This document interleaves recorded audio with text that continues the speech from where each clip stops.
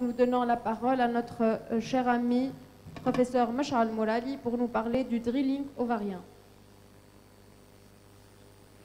Merci. Avant tout, je voudrais remercier l'assistance pour sa présence en nombre. C'est vrai que la journée a été longue et surtout dense en informations, donc merci pour votre persévérance. Je remercie aussi le comité d'organisation pour l'honneur qu'ils m'ont fait en me confiant la tâche de venir discuter avec vous du forage ovarien. Je ne sais pas si les images sont prêtes, mais... On peut mettre la présentation, s'il vous plaît? On peut mettre la présentation. Voilà. Donc, je sais que c'est un sujet qui est assez maîtrisé, donc j'essaierai d'être à la fois pratique et pragmatique et d'insister peut-être sur des points de discorde. Donc, la première question, en parlant du forage ovarien, c'est à qui s'adresse ce forage? Bien sûr, ce forage s'adresse aux patientes qui sont porteuses de syndrome des ovaires polykystiques et qui sont généralement dans un contexte d'infertilité, d'anovulation et bien sûr qui vont ensuite pour trouver une solution. Donc la deuxième question qui vient, c'est quoi le syndrome des ovaires polykystiques? Et le diagnostic, bien sûr, a été débattu pendant longtemps. Après, on a retenu les critères de Rotterdam, qui parle bien sûr de 3. Il suffit d'avoir 2 critères sur 3 pour parler de syndrome des ovaires polykystiques. Et c'est bien sûr l'oligo-anovulation, l'hyperandrogénie et un aspect typique, je dirais, d'ovaires polykystiques à l'écho. Bien sûr, l'hyperandrogénie, il faudra se méfier des diagnostics différentiels tels que le Cushing ou le blocage de 21 hydroxylase. Bien sûr, même si ces critères sont assez anciens, 2008, au dernier guideline de l'ECHRE 2018, c'était encore d'actualité, même si on a essayé de changer un peu les choses en ajoutant l'AMH, on verra pourquoi. Bon, c'est resté tel quel. Les syndromes, vous les connaissez, c'est les différents symptômes dus à ce trio, c'est-à-dire l'anovulation, les signes d'hyperandrogénie et le syndrome métabolique. Bien sûr, les patientes qui consultent surtout pour infertilité. Et j'insisterai peut-être sur les phénotypes. On voit bien que différents phénotypes ont été identifiés. Bien sûr, le premier phénotype, c'est celui qui assemble ou regroupe plutôt les trois symptômes. Et on voit le 1, 2, 3, 4. Et peut-être que le forage est intéressant pour tout le monde, sauf peut-être pour le 3, où il n'y a pas de dysovulation. Et apparemment, l'efficacité n'est pas très importante pour ce groupe-là.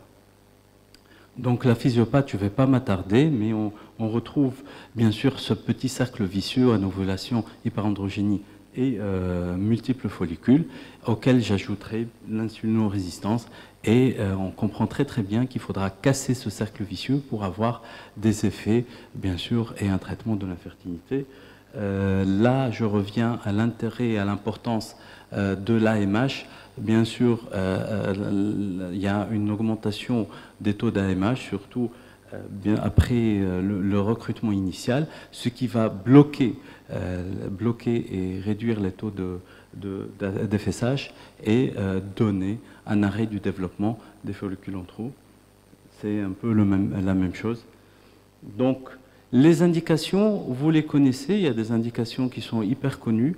Je dirais la première ligne, ce forage intéresse les patientes qui sont bien sûr infertiles, qui n'ont pas d'ovulation et qui sont surtout résistantes au traitement de première ligne, classiquement le citrate de clomiphène, mais on verra que la première ligne a un peu bougé, un peu changé tout à l'heure.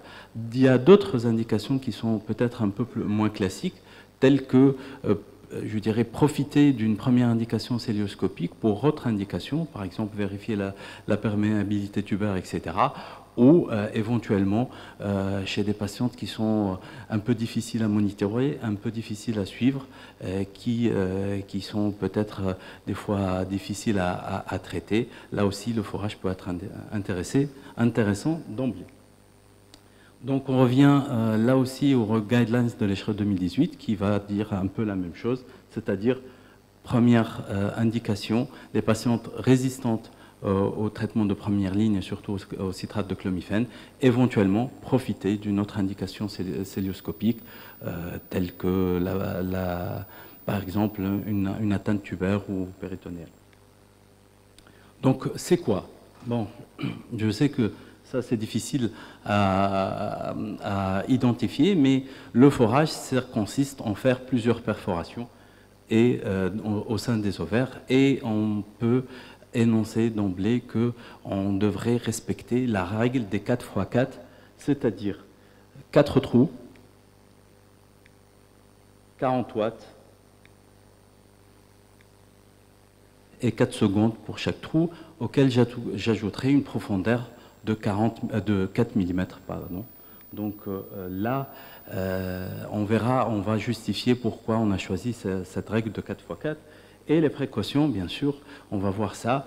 Éviter le heal parce que ça pourrait saigner. Éviter les trompes parce qu'on peut induire, bien sûr, par diffusion de l'électricité, une stérilité tubaire.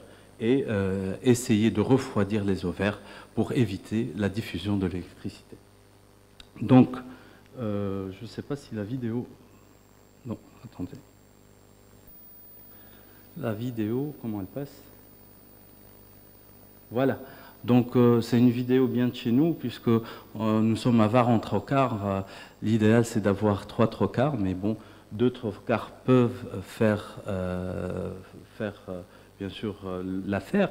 L'idéal aussi, c'est de pouvoir manipuler les ovaires en tenant avec une préhension du ligament utéro-ovarien, mais bon, on a tellement peur de traumatiser quoi que ce soit qu'on préfère ramer et soulever les ovaires, je dirais en profitant un peu de la longueur excessive des ligaments lombo-ovariens. Et vous voyez que c'est possible avec deux pinces. Les trous, il ne faut pas rester trop longtemps à faire. Bon, là, on a commencé, je vous montre un crochet monopolaire. Vous voyez que c'est quand même si on ne reste pas très longtemps, il y a un peu ces petites taches noirâtres, c'est de la carbonisation. Donc voilà, bon, on ne reste pas très longtemps, donc on n'a pas accéléré. Et vous voyez que c'est un peu... Ça, et on a fait ça ensemble avec... je profite de cette vidéo pour remercier Dr Ahmed Sril, parce qu'il m'a prêté cette vidéo. Ça, c'est la monopolaire aussi, mais c'est une aiguille. Donc, les trous sont beaucoup moins larges. Vous voyez tout de suite qu'il y a moins de carbonisation, même si la technique est un peu la même. L'effet est peut-être un peu plus subtil. Les trous sont un peu plus élégants. Mais le principe est le même, c'est-à-dire essayer de ne pas trop, de rester longtemps à pousser sur la pédale. Et on finit, dernière vidéo, par irriguer à l'eau, au sérum-phi, pour refroidir, surtout pour le monopolaire, parce que ça va éviter, non, c'est pas passé, pour éviter une éventuelle diffusion de l'électricité, une baisse de la réserve folliculaire. On peut faire les choses autrement, même si j'ai montré un peu ce que nous maîtrisons, mais on parle aussi de fertiloscopie. Ça a différents mérites, entre autres d'utiliser l'électricité, plutôt le courant bipolaire, et voilà l'aspect des trous en utilisant le VersaPoint. Et il y a plusieurs études qui parlent de l'intérêt de la fertiloscopie pour le forage.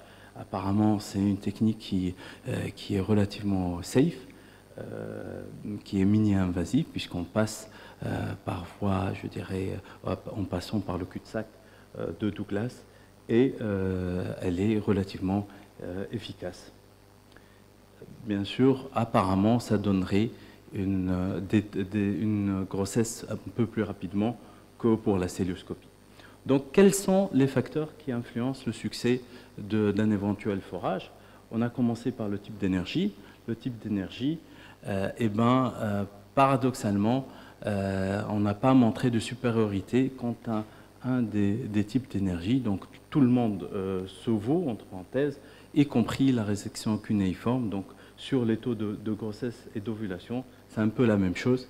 Donc voilà, même si on a l'impression que, par exemple, le monopolaire n'est pas forcément sûr ou qu'il y a un effet sur la réserve folliculaire, et bien sur les résultats, c'est un peu la même chose. Donc, en général, on oppose la monopolaire, ce qu'on fait au quotidien, à la bipolaire, qu'on peut faire par fertiloscopie, mais aussi par cellio. Et il y a ce travail qui parle de bipolaire en cellio et qui dit que même si l'efficacité est la même, en moins, on évite les complications classiques de la monopolaire. On parle par exemple de brûlure, d'électrocution, etc., l'effet couplage direct ou capacitif, etc. On peut avoir plus de difficultés avec la monopolaire qu'avec la bipolaire. C'est peut-être, je dirais, le principal avantage du courant bipolaire. Pour la dose d'énergie, tout le monde parle de 600 joules, c'est la recommandation. Bien sûr, il faudra ne pas dépasser les 40 watts et ne pas rester trop longtemps sur l'ovaire. Voilà, je profite de ce travail pour, je dirais, insister sur le fait qu'ils ont eu la bonne idée d'essayer la ponction à l'aiguille par voie transvaginale. Et malheureusement, les résultats n'étaient pas là. Et voilà, il n'y a pas autant d'efficacité que pour l'énergie monopolaire ou bipolaire. Donc, la ponction, je dirais, par voie transvaginale n'a pas fait ses preuves. Le nombre de trous, il y a eu plusieurs études qui ont montré que les résultats étaient les mêmes, que ce soit pour 5 trous ou 10 trous, et que de toute façon, les résultats n'étaient pas bons si on faisait moins que 4 trous. Donc, je dirais que 4 trous, c'est un peu la limite, je dirais, au-dessous de laquelle on n'a pas de résultat et qui est la limite relativement suffisante. Je sais que nous avons tous fait, je dirais, le maximum de trous en pensant que les résultats seront meilleurs, mais apparemment, ce n'est pas le cas, surtout pour la taille des ovaires. Et on a montré que la taille des ovaires n'avait pas d'impact, je dirais, sur le nombre de trous. Donc, inutile de faire plus de trous sous prétexte que l'ovaire est gros. 4 trous suffisent. Là, c'est aussi un travail de 2018 qui, je dirais, dit qu'il n'y a pas de différence entre le forage d'un ovaire ou de 2 ovaires. C'est un peu frustrant, mais c'est apparemment le cas. Peut-être que ça serait peut-être une bonne idée si on a des difficultés à accéder à l'autre ovaire. On peut s'arrêter là sans faire beaucoup de dégâts. En tout cas, apparemment, les résultats sont là, que ce soit avec un seul ovaire ou avec 2 ovaires. Donc pour les résultats, là on revient aux guidelines de l'ESHRE. Il n'y a pas de différence, on verra que c'est pas si vrai que ça, mais en tout cas sur le taux de grossesse, de fausses couches, etc., il n'y a pas de différence entre le forage et les gonadotrophies. Mais bien sûr, le forage présente plusieurs avantages, y compris, bien sûr, c'est un peu moins cher. Si on considère que les gonadotrophies, bien sûr, doivent être utilisées plusieurs fois, il y a une certaine durabilité sur la période. L'effet est là pendant plusieurs mois, jusqu'à 1 an. Et bien sûr, on peut avoir des grossesses, un taux plus important de grossesse spontanée sous la couette. Donc ça, c'est important. Pour les inhibiteurs de l'aromatase, le letrozole, qui est devenu l'indication, le traitement de première ligne, l'égalité, on n'a pas assez de recul. Il faut attendre quand même un peu de temps pour voir l'effet réel du letrozole. Même chose pour le citrate de chlomifène et la metformine. Donc, quels sont les avantages du forage? Bien sûr, le forage présente presque les mêmes résultats que les autres façons de faire, sauf que, peut-être que sur la durée, l'effet est plus rémanent. On peut rester 6 mois à 1 an à profiter de ce forage-là. Bien sûr, il y a un coût qui est derrière, donc ça c'est bien. Pas besoin de monitorage et pas beaucoup de surrisque d'hyperstimulation. Donc là, la durée, moins ou presque pas d'hyperstimulation, et bien sûr la qualité, je dirais, à bas prix, ce qui est très intéressant pour des pays comme nous. On a presque 60 à 70% de reprise de l'ovulation et 30 à 70% de grossesse. Donc, quels sont les risques? Bien sûr, les risques sont minimes, mais apparemment, on pourrait, même si ça n'a pas été confirmé, avoir une baisse de la réserve ovarienne et quelques adhérences au niveau des ovaires forés. Pour le mécanisme d'action, le forage permet une baisse des taux d'androgène, de la LH et surtout de la MH, et bien sûr, de l'autre côté, une augmentation des taux de la FSH et une reprise de l'ovulation.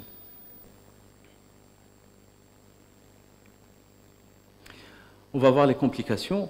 Ça, c'est aussi une complication tardive du forage, puisque un autre cargo national a percuté un pétrolier voisin. Donc, pour les complications, on en a parlé tout à l'heure, les complications peuvent être préopératoires, surtout quand on fait la cellio. C'est des complications qui ne sont pas forcément spécifiques au forage, qui sont soit qui se voient lors de l'installation de trocars ou de l'utilisation de l'électricité. Traumatique, on peut malmener l'ovaire, on peut déchirer les ligaments, mais ça reste quand même une technique, une opération relativement facile, relativement sûre, vous serez d'accord avec moi. Quant au risque hypothétique, bon, pas des escargots, mais des adhérences, c'est un risque qui peut se voir, qui n'est pas très très fréquent aussi, donc voilà. On revient à la fameuse baisse des taux d'AMH. Est-ce qu'il y a un lien entre la baisse de l'AMH et le risque de la baisse de la fertilité et des réserves folliculaires? Là aussi, c'est une question qui peut être débattue, mais on voit qu'au décours du forage, il y a une baisse de l'AMH, du volume ovarien, du compte des follicules en trop, des indices de Doppler ovarien, etc.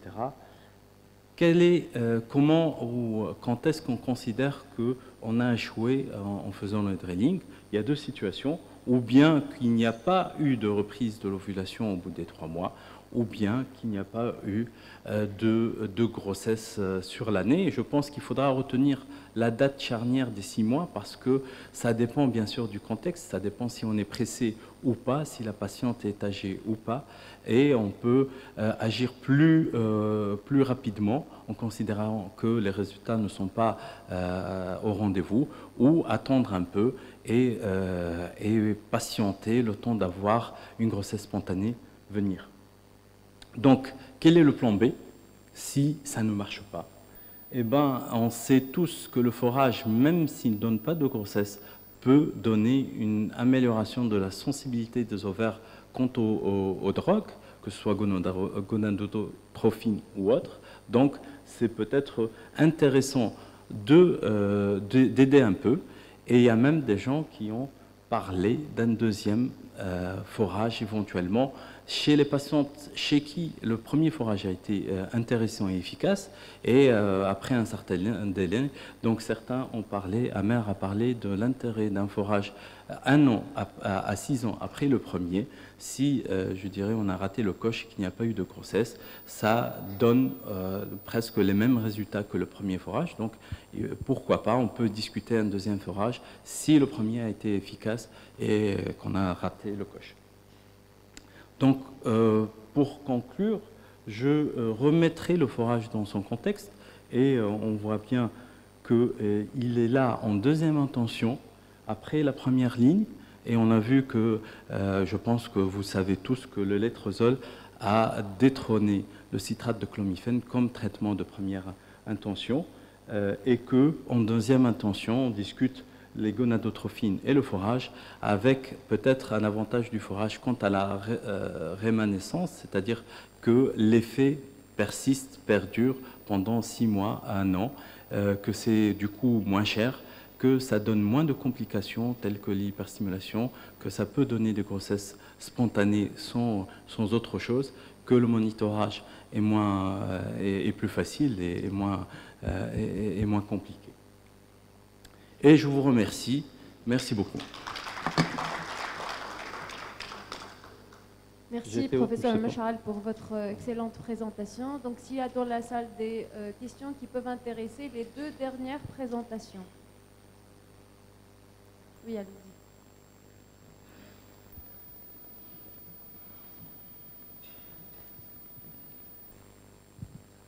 Bravo, professeur Morali, pour cette brillante présentation.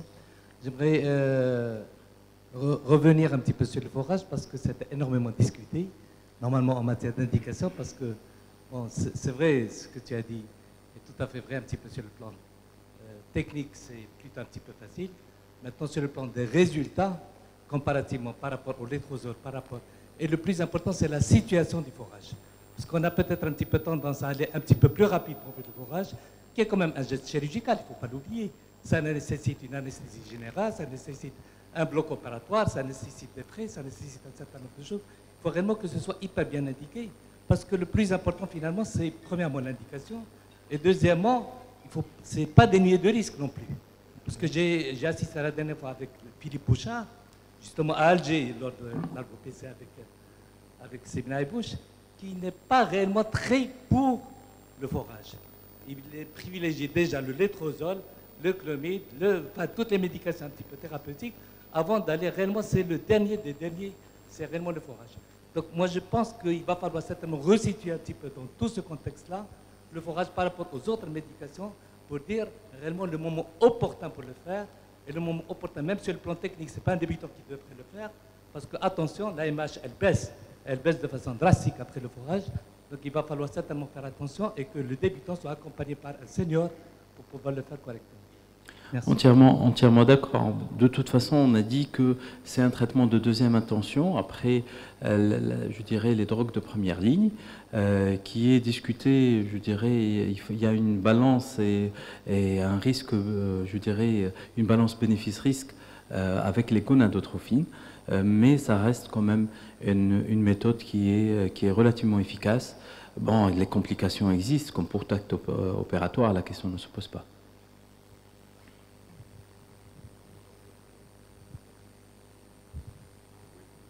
Là, je saute sur l'Azraq pour dire que le forage ovarien, en fait, c'est la technique du pauvre. Il n'est pas étonnant qu'on voit que ce soit des études égyptiennes, indiennes et tout ça. Il est clair que maintenant, si le citrate de clomifène ne marche pas, on passe directement aux gonadotrophines. Mais maintenant, il y a une étude, une méta-analyse qui est claire, qui est nette. C'est pour ça que Philippe Bouchard tient dessus. Je ne sais pas s'il est dedans d'ailleurs, que le létrozole a démontré son efficacité pour augmenter le taux d'ovulation. Donc, si j'ai une réflexion concernant le forage ovarien, il reste toujours une méthode efficace et c'est la moins chère pour des pays qui n'ont pas les moyens. Et on le voit dans la littérature mondiale, on voit essentiellement des articles indiens et des articles égyptiens et peut-être tunisiens. 2. Il est clair que dans les guidelines de l'ECHRE et tout ça, avant même que le létrozole sorte, on va directement au gonadotrophine. Mais dans ces pays riches, il y a 2 complications essentielles dont on ne parle pas assez. 1, les grossesses multiples.